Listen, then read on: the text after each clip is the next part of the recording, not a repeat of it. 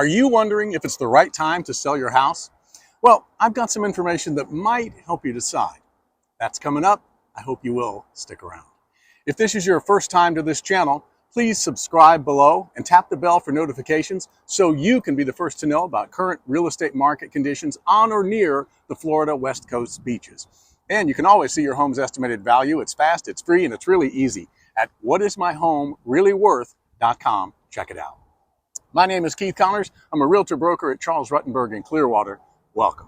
Now, if you are wondering if it's the right time to sell your house, you're going to want to check this out too. This graph tells me that even though inventory has grown a bit since last year, the supply of homes for sale is still historically low.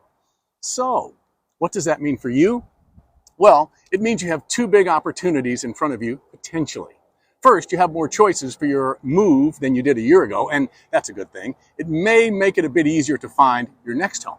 But at the same time, when you list your house, it could still stand out since we've got way less inventory than normal. That makes now a good time to sell. When you're ready to make the most of this opportunity, I'm glad to chat with you anytime. And remember, you can check that home value right now at whatismyhomereallyworth.com.